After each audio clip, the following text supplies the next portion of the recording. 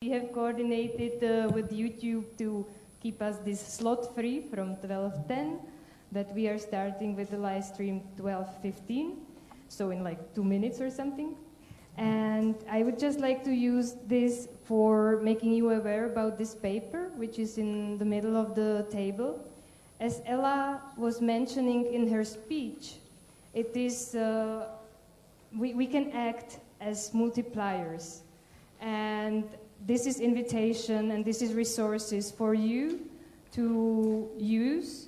So the first QR code is actually the visual materials, so the logo of the conference and other things that you can use to put logo on the pictures that you take, or share things that are tagged with the visual materials from the conference.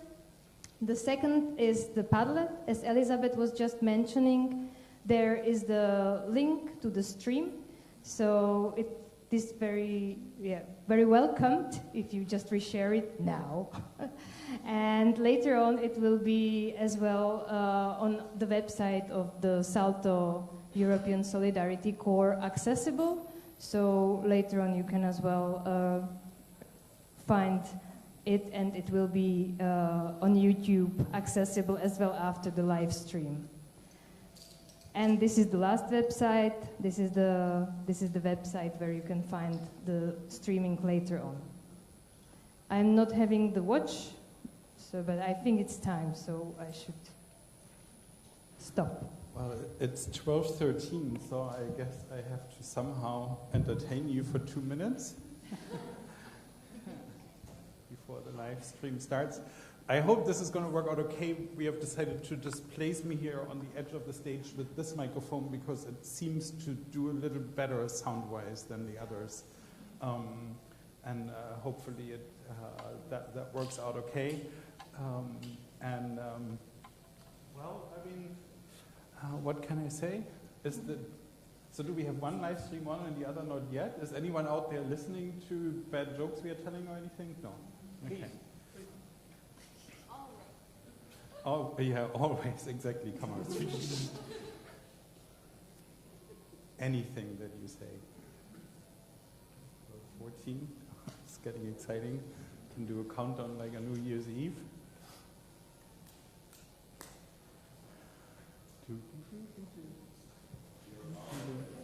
We are on already?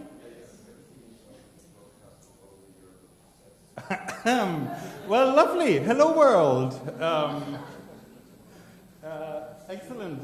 So this is really a very exciting moment for us because it's we are now presenting something that we have been fighting for in total 5 years to be finally able to do.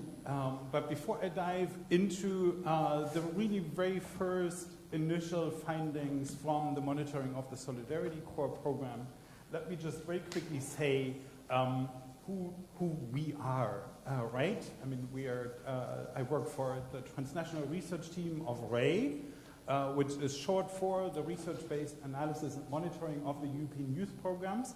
You can see from our abbreviation that we were founded at a time when one of the European Youth Programs was called Youth in Action. That's where the Y comes from. We are in proper teenager age. We were founded in 2008 and have since then run monitoring surveys of Youth in Action and Erasmus Plus Youth and all its incarnations. We have a couple of qualitative thematic research projects around how organizations learn through the European Youth Programs. And now for the very first time, we are currently running monitoring surveys for the Solidarity Corps, which means we are inviting every project participant and every project team member that we have contact data for to respond to the surveys that we have developed. We also have a couple of research reports from qualitative research that we have done around the Solidarity Corps, as well as a fact sheet around the Solidarity Project, which we are going to publish very timely for this conference this afternoon. So if you feel tickled, then later on today you can find these on our website. So the main features of the monitoring surveys, just very quickly, because some of the people in the room know them from previous times. We have developed quite tailored surveys, so questions are different for project participants and project teams in solidarity projects, and individual volunteering projects, and team volunteering projects. We have no more matrix questions, so if you were a fan of these, I have bad news for you. But this is also really the only bad news that I have this morning.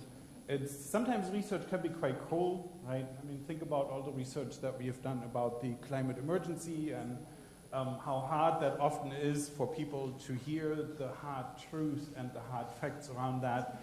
This is going to be a feel-good session, right? I have really no research with me that is in any way or shape depressing, problematic, challenging, frustrating. I hope that in 20 minutes from now, you will actually feel reaffirmed and happy and positive about the work that you do, because these surveys also really show exactly that. A little spoiler alert. So if you were thinking, oh my goodness, research, what grueling things is he going to tell us and what is going wrong in the program, relax, sit back, and this will not happen this morning. So we have no more matrix questions. We have a couple of sort of slider questions, which are quite mobile friendly. And most importantly, maybe we have modularized our surveys, so people all start in the same way, but then they get randomly assigned one of 4 thematic modules that mirror the 4 program priorities that cut across both programs: participation, inclusion, digitalization, sustainability. They get 1 of 3 impact modules, and then they follow the same journey. And that has 2 very positive effects. One is the surveys become shorter to respond to. The other is, if you participate in more than 1 project, for example, because you're in a team of 2 or 3 projects, you practically never get exactly the same survey journey, right? I mean, it's technically possible, statistically possible, but really not very feasible. So it also becomes a little less repetitive and a little easier to distinguish between different projects. So there we go. That's our surveys. So the current state of play is we are running the monitoring surveys for both European Youth Programs at the moment. We have started inviting the first batch of Erasmus Plus Youth participants and teams in June, and have since then staggered it a little bit around the summer vacation of the different European countries. We are going to start the last batch of invitations day after tomorrow, and then close our surveys on October 31st, which means today is a snapshot of the current status quo, and nobody but you, me, and my little 3-year-old daughter, who has decided she wants to know what I'm going to do in Montenegro, have ever seen this data before. So it really is a premiere. It's those of you who know our Erasmus Plus surveys are used to quite big response numbers. Of course, the Solidarity Corps is a much smaller program, so also our response numbers are smaller. But nonetheless, we have now, for this snapshot, used a little more than 1,400 responses. Most of them, of course, owed to the running of the program and the structure of the program. Most of them come from the volunteering strand. 60% of those individual volunteering, 40% of those team volunteering projects, and then 250 come from solidarity projects. So let me start with entry points into the program. So why do people do this? Why do they come into the program? I'll focus the presentation on project participants and leave project teams out, just to not make it too different strains of thought and avenues of thinking. So project participants, how do they get into the program? What's their motivation? You always see up in the top right corner a little circle with an abbreviation. SOL stands for Solidarity Projects, VOL stands for Volunteering Projects, so you can distinguish between the two, because they are very different project formats, so we also analyze them separately, of course. So you see here reasons for participating in the project, the top 4. It's a good stretching exercise, right? This is the disadvantage of doing live snapshots in the middle of running a survey, that you have to take the graphs out of the statistical software, and that means we now all have to stretch our heads a little bit. But there we go. This is for solidarity projects. The first most important reason to learn something new, to get engaged in tackling societal challenges, to help build a more inclusive community, to experience solidarity, quite distinctly different. those from the volunteering strand, to learn something new, to get to know new people, to develop my language skills, to have fun, and then follow the societal impact questions, right? And if you, in a quiet moment after the presentation is over, want to look at these sort of in comparison, I also have one slide where they are in the same sequence, and you see the solidarity projects at the top and the volunteering project at the bottom, so you see a little more easily the distinction between the two. Then, very similar and quite distinct is how do people learn about these projects, right? And very, very different from what happens in the larger sister program, Erasmus Plus Youth. The majority of Solidarity Project participants learn about these projects through an organization and then through friends. And that's really the top two, and everything else follows with quite a big gap. Volunteering projects, very different picture. There is a top three of almost equal avenues learning about the project through friends, through social media, and then also through an organization. So quite interesting to see that social media, for example, seem to play currently a relatively small role for Solidarity Project participants and about how they learn about these projects. And again, similar to before, both of them stacked, so if you have a quiet moment and want to look at them, you can. Then let me talk about the overall project experience, and I want to start with questions that we asked in all surveys in both European youth programs and all the strands of them around how the multiple crises of our time influenced project participants, also project teams, experience, and also the project itself. Right, and the little asterisk there meant that when you hovered over it, you saw an explanation and the multiple crises of our time that we quoted in this particular moment. Of course, many of them are not done justice by the word crisis, but nonetheless, the climate emergency, inflation, the war in Ukraine, and the pandemic. Those were the four that we quoted there. And so you basically take the slider and then say from 0, not at all, to 10, very much. And here you see first for the Solidarity projects, how much have these multiple crises of our time influenced their own experience, the experience of project participants. And you see a fairly distributed picture, not as strong as it could be, not as soft as it should be, right? The mean and median sit somewhere in the middle of the scale from 0 to 10, both are very close to 5. And you also see it from the graph, fairly evenly distributed across.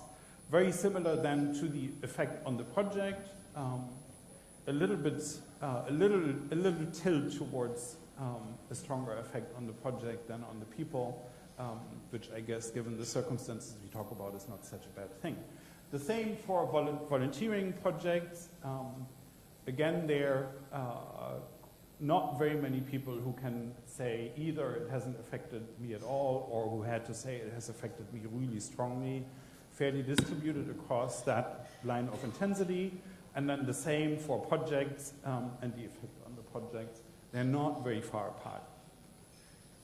But then what's really nice, and this is the first really proper feel-good moment, and what's really nice is that despite all of this, despite the technical troubles that the programs have had in their start into this new program generation, the overall project experience, you see it here first for the Solidarity projects, of people is actually being very positive.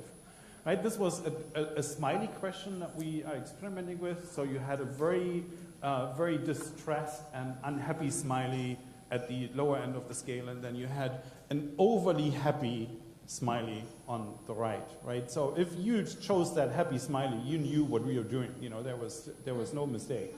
And so, I mean, you know, if 71.5% of Solidarity Project participants opted for that very happy smiley, which is quite a statement. Yeah.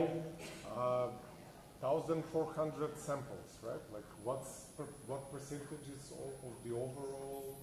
So Solidarity projects, remember, are 250 respondents, and the others are volunteering, and the people that we have invited in total are a little less than 10,000. So the response is that we have at the moment is above 20%, and then we have taken some out because they haven't answered all questions and we didn't have time to do proper data cleaning. And that's usually where we land, is somewhere between 20 and 30% of the people that we invite respond, and somewhere between 15 and 20% of those responses we use for analysis. And then the project experience of volunteering, and if you look between the two, there's quite a distinction, right? It's a volunteering project, so that made us curious, of course. So it's one of the first questions where we looked at, is there a distinction between the two volunteering types, between individual and team volunteering? And indeed there is. So this is individual volunteering, right, where you see just noticeably less ecstatic expression of how the overall project experience was. Still overall a very positive picture, but less ecstatic. And then you see here volunteering teams. So there is quite a difference between the two, and not only in this regard with this question, but across the board, that we have to dig into and see more. Where do these differences exist? Where do they not exist? And then, of course, the big discussion is, why do they exist? And is it maybe actually okay or understandable that they exist because of the different typologies of these formats? And if you prefer cool numbers, here you have them, the means and the medians, and you see individual volunteering really standing out quite a bit. And again, also for the live stream, you know, it's not that people who do individual volunteering are unhappy, it's that they're a little less happy with their project. And still, something that we find is interesting to talk about and look into, but not that anyone walks away here thinking that people who do individual volunteering are not satisfied with their project. They are, just a little less. Then we also have asked people quite a number of questions around the 4 thematic priorities, and I have just picked the slider questions from the opening module, where there are 5 sliders, one around safety, which I'll look at in a moment, and then the 4 different thematic priorities, where just as an opener we ask, well, how sustainable has your project actually been? How participatory has your project actually been? And we know that that comes with a lot of caveats. People have different understandings of these terms, but sort of as an opener, not a bad thing. And then we have lots more follow-up questions that go into more detail that I haven't with me today, or at least not in the presentation. And then people have to actively move a slider before it actually counts, right? It sits neutrally in the middle, and if you don't touch it, it doesn't get recorded as a response. If you move it, it gets. And so here you see all four thematic ones for the solidarity projects, and it's a similar picture for the volunteering projects I'll show in a moment. And sort of the main takeaway is, for 3 of the 4 priorities, sustainable, participatory, inclusive, the picture is quite positive and sort of, you know, quite a curve towards the strong end of the scale. And then the one priority that not only in the Solidarity Core, also in Erasmus Plus Youth, that gets a little bit of a bashing here is digital. And to some extent that's understandable. The digitalization efforts around the pandemic have gotten onto a lot of people's nerves. And we think it's probably also a little bit tainted too strongly by that experience, and people don't necessarily think about digitalization beyond frustrating Zoom or Microsoft Teams or WebEx or whatever platform you are forced into meetings, but nonetheless quite a statement, and it's then similar for volunteering projects. But if you look between the two, just look at the moment, for example, at the number 10, the 10 there for inclusive, and between the 2 project types, again, quite a distinct difference in how positive project participants are between solidarity projects and volunteering projects. So again, we have looked at, is there a difference between individual volunteering, team volunteering, and also here there is. So team volunteering projects tend to be more inclusive and tend to be more participatory. Again, not at a problematic scale, hello live stream, but at a scale that's worth considering in how we manage and run these projects and how we support the people and organizations and teams that run these projects, right? Because just because it is like that doesn't necessarily mean it has to stay like that. So then the safety aspect, this is the second very decisive feel-good moment. We ask people, did you feel safe, for a number of reasons, and yes, by vast majority they did, right? I mean, on a scale from 0, I did not feel safe at all, to 10, I felt safe at all times and absolutely. to have an outcome with a mean that's above 9 and a median that sits at 10, which means more than half of all responses were a clean 10, is really very good. And an almost as positive picture for the volunteering projects. And again here, a difference between team volunteering and individual volunteering. And that is something we do think needs to be looked at, is why do a sizable number of individual volunteers say they did not feel entirely safe throughout their entire volunteering experience? And we have a couple of questions that dig into that, and we also ask, for example, were your safety concerns addressed properly throughout the project? And it's quite a wide distribution between people who disagree and people who agree. So for some people who experience safety concerns, this gets resolved as part of their project, and for some it doesn't. And to look at why that is the case, we do think is important and relevant. Then, connection to Europe, right? That's something that both European youth programs, of course, want to foster: active citizenship, the feeling of a sense of belonging, the feeling of a stronger European identity. So I've just picked a couple of example questions here. So thinking back, how close did you feel before the project is a question that we asked, and you see fairly distributed. So we don't only get convinced Europe lovers into these projects, right? There are some people who are like, meh, it might be okay, but maybe not. And then look at how that shifts through the project, though. And I don't know if that does not make you feel good about the work that you do, then I cannot help you this morning. But it's, that's really quite a good shift, right? And again, also nice to see that people use both their emotion and their brain to really give nuanced answers to this, because not everybody sits on the 10, right? You could argue this is maybe a question where people actually know what we want to hear, right? And then they all go, yeah, of course, blah, blah, blah. But they don't, right? There are some people who actually say, yeah, it shifted maybe a little bit, but it certainly did not make me into a European fanboy right away. And it's, that's for us nice to see. For the volunteering project, similar picture. No, here you have the two, just so you see sort of the movement, right? Quite a good shift. Then the same for the volunteering projects. We asked them how closely connected we feel before Europe. Fairly distributed picture. We asked them afterwards. Fairly good shift.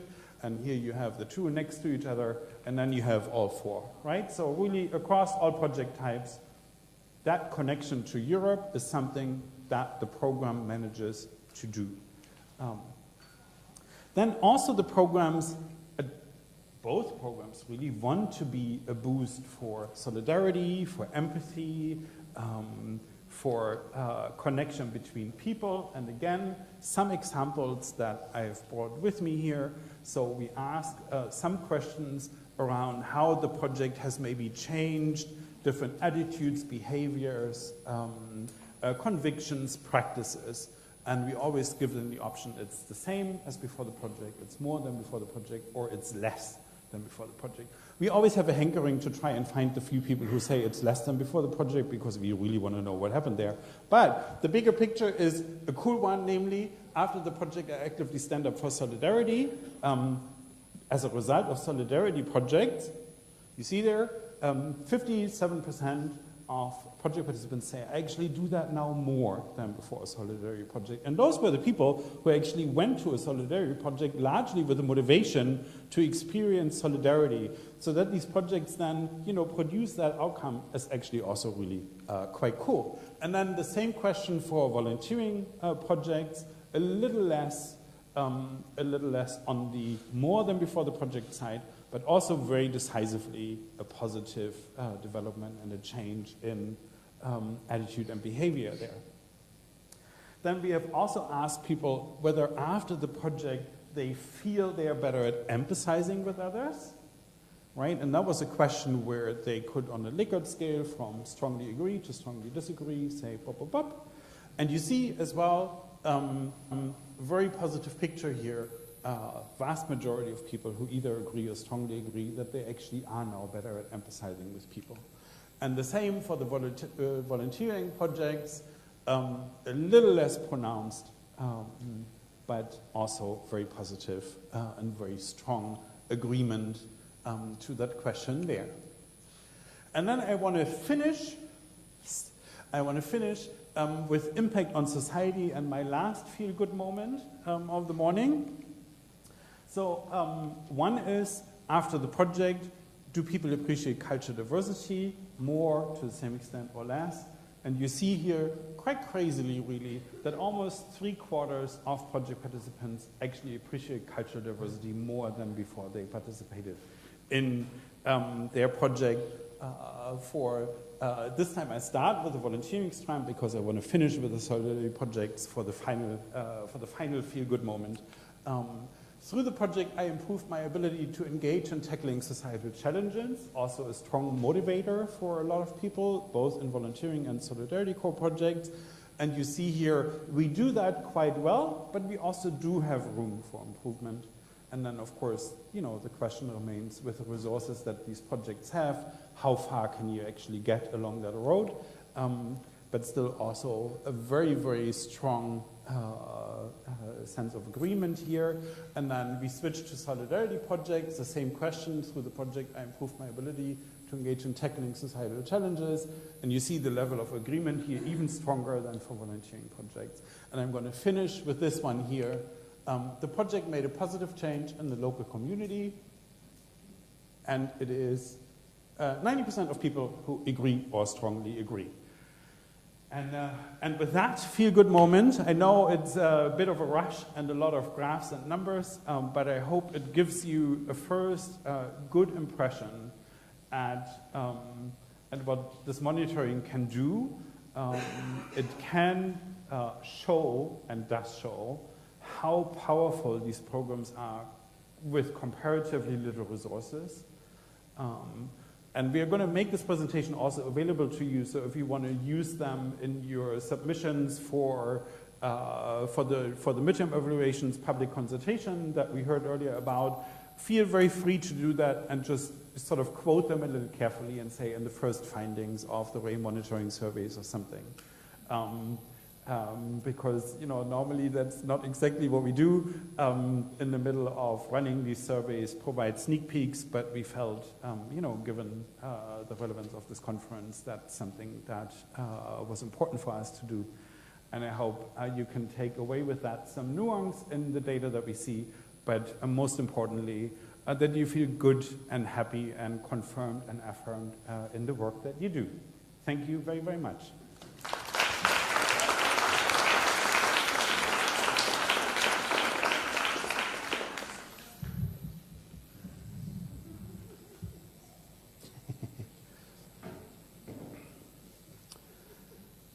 So we have a little bit of time for questions and answers.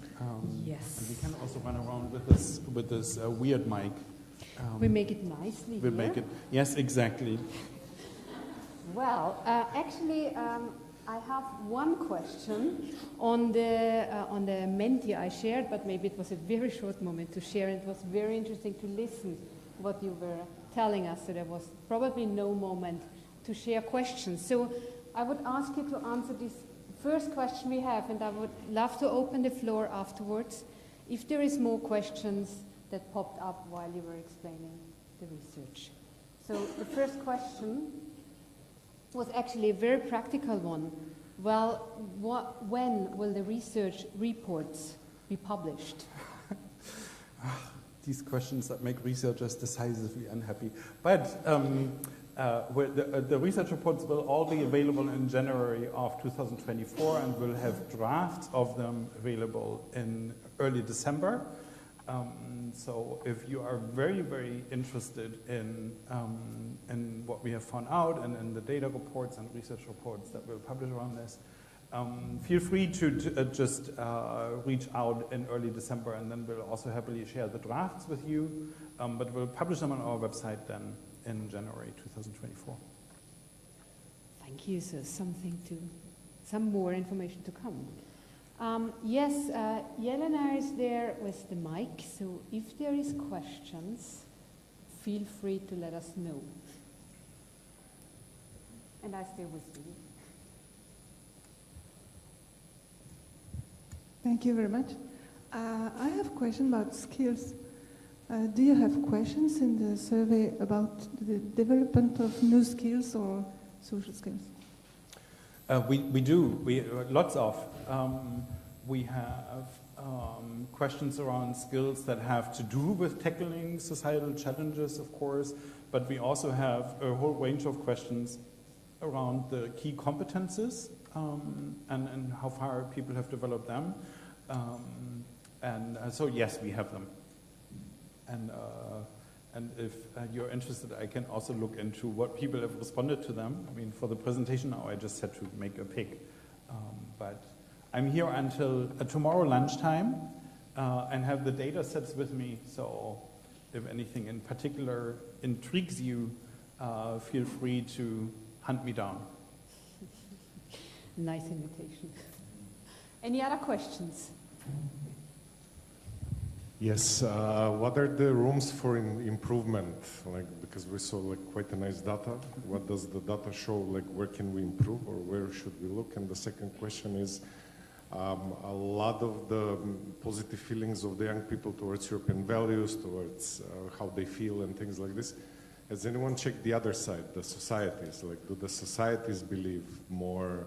They're more European, more values, like that the societal challenges are being addressed and things like this. Well, I start with the first of these two questions because it's a little bit easier, and then I can think about the second for a moment. I mean, one clear area for improvement that we see now, just with the first snapshots of the data, and I mean, remember, we pulled this snapshot at like midnight on October 1st, so we haven't really had, sufficient time to look at it in depth. But one clear area of improvement seems to sit with individual volunteering projects, where I would say from the ambitions and objectives of the program, there's just too many project participants for who that experience is not inclusive, not participatory enough, and then to a lesser degree also not safe enough. So that seems to be one sort of bigger area, and then for the nuances of more things, we'll have to see in the data analysis. And then the second question, I mean, we don't look at that with our research. I think we would love to, but at the moment we don't have research projects that look sort of at the flip side of this and the societal perception of these projects.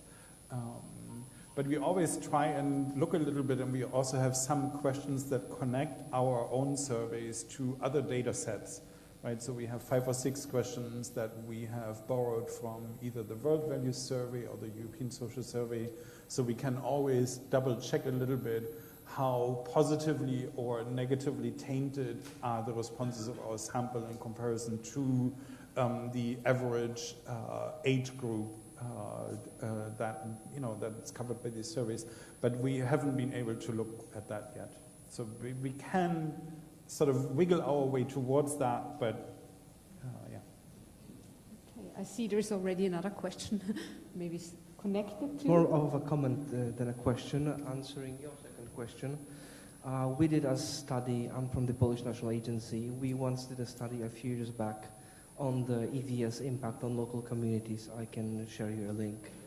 And maybe, Andreas, you can maybe tell a little bit more about 2 types of reports, actually, because there is a transnational report and there's going to be national reports. There might be differences between countries in terms of answers, so maybe you can also elaborate about that there will be 2 types of reports. Yeah. Exactly. So what I have showed today is sort of the European average. And what we always do is look a little bit at regional differences, also a difference in relation to how strong or weak youth work is in a particular country, or because some countries have a very strong youth work sector and youth field that has maybe not sufficient, but a good amount of resources, is embedded in law, and others don't have that at all and have to struggle their way through. So we look at some of these differences, but then most national agencies also produce national reports with national data sets for the implementation of the program. That's a little bit trickier to do with the Solidarity Corps because the sample is so much smaller. So in particular for smaller countries, it's the number of respondents is tiny, right? Also because the program is comparatively small. And there's always differences, right, and specificities for each country. So look for these national reports not as early as January 2024, but they will come out in spring of next year. And we also link to them on our website, and that's definitely also something you can reach out to your national agency and their research partner and ask them about their timeline. Thank you. Hello. My question is, I think it's interesting to see difference between individual volunteering and volunteering teams, sometimes different, sometimes not. But my question is, have you looked a bit closer to the format of the short-term projects, the short-term individual volunteering that is exclusively for young people with few opportunities? So I don't have heard a lot about this in the last years, and it would be interesting for me to have some numbers, insights. That's a quick answer. We haven't yet, but if we can, we will. I mean, I'm not 100% sure that we have contact data for short-term individual volunteering projects. I think we do. I need to double check. But if we survey them, we'll definitely look at them also as a specific format. I think there was one other question here. There was one I'm here. following the question. I know, so but just for the time, wave at me. We will end the stream in 2 minutes. So Okay. One official question and one unofficial question. Yeah. Thanks, Andreas, for the interesting and encouraging sneak peek. And my question would be, did you have, I mean, I know you didn't have a lot of time yet to analyze, but did you have, like, could you share maybe one or two aha moments where you thought, oh, yeah, that's interesting, we have to look into that? I mean, from that what you saw so far. And connected to this, since you're doing research also in Erasmus+, I don't know how to compare these two researches, but is there anything where you thought, oh, this is totally different than that what we heard from our Erasmus+ questionnaires? I know that they are different questionnaires, but maybe some similar questions, but was there something you thought, oh, you know, two different programs, discussion about that? Is there something what you would say it's outstandingly different from answers you get in Erasmus+?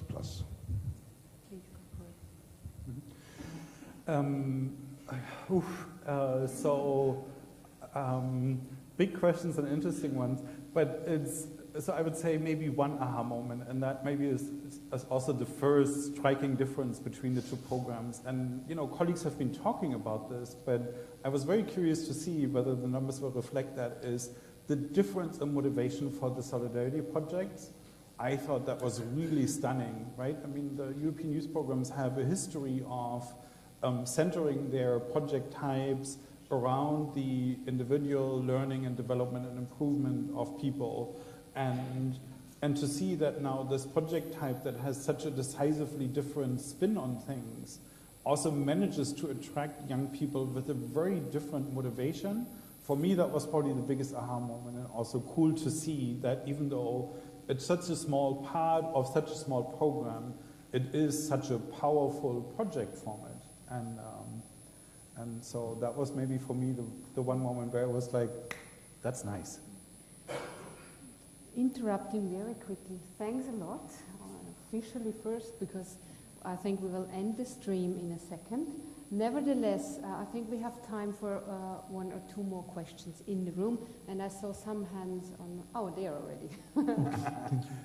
So one of the last questions, a bit related to the previous one, I think. I was really interested to see the comparison between the different actions of the ESC, but I was asking myself if you will take care in your reports to provide explanation about the differences. For instance, about the level of satisfaction compared between a solidarity project and a long-term individual volunteering. The feeling of, in my opinion, it's clearly related because the experience is totally different. We are speaking about really different experiences. And then a related question, do you assess and do you provide explanations or data about the deepness of the impact on the personal development?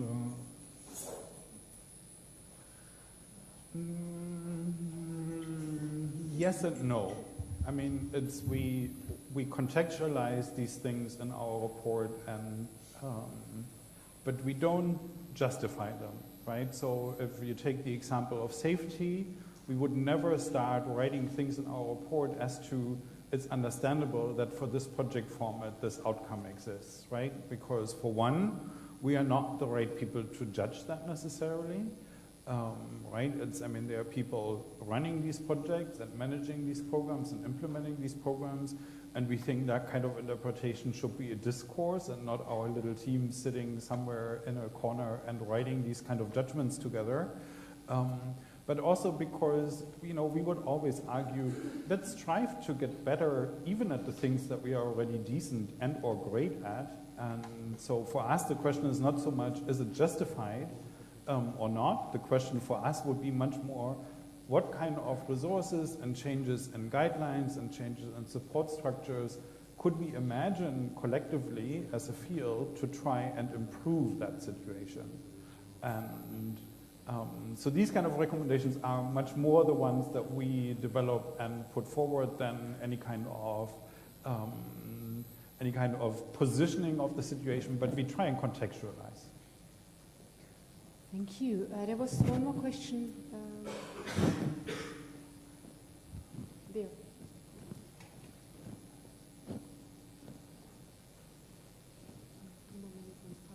Okay, cool. So I have first one remark that I saw that there are many questions that depends too much on the people who is responding. For example, questions like how European you feel, how moreness. It's not the same as how you feel. If I was already feeling 100% European, that does not change a lot. And there are many questions in that sense that depend too much on the position of the respondent that may be different. And that will be later, the analysis will not provide the value that we are looking for. And in that sense, I would really recommend a change on this kind of a way of looking at the answers, and then ask, are there any kind of correlations gonna be considered? Because normally these kind of reports just present the data, and they do not do this combination of see how they are related.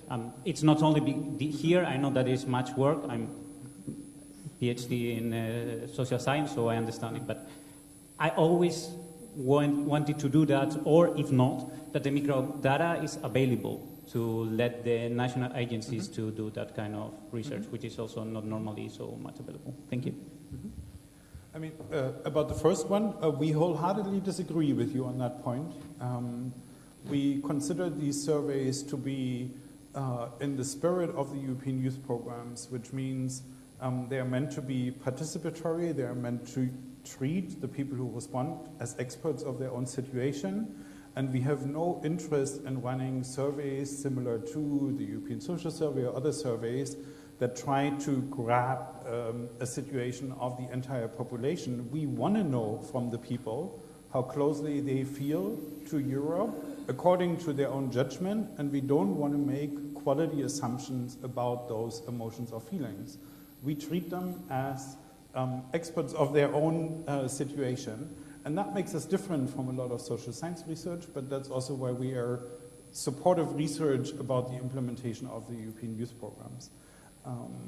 And the second one, correlations, yes, we do to some extent. And we always make the data sets available, not only for national agencies, of course. I mean, the national agencies, they form the RAIN network together with their research partners, so they have all the data sets anyway.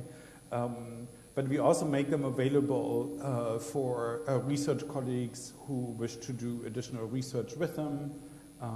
And we are also currently building an open data portal so that people can explore on their own time and with their own levels of curiosity the data sets that we have. So all of that is a yes. Thanks a lot. This was a very nice statement at the end. A yes. a lot of interesting data and information to proceed.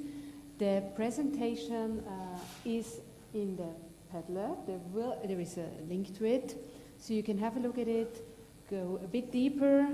The results will be out soon. So thanks, Andreas, for this very nice and interesting information.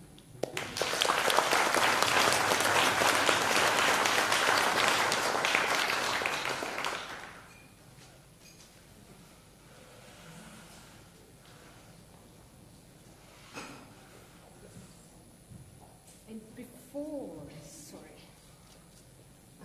I will stay with this one, it's much nicer. Okay, before we have the lunch break. I'm sorry, I'm already announcing the lunch break. And information for the research groups afterwards. What is important to know is that we are not going to meet here.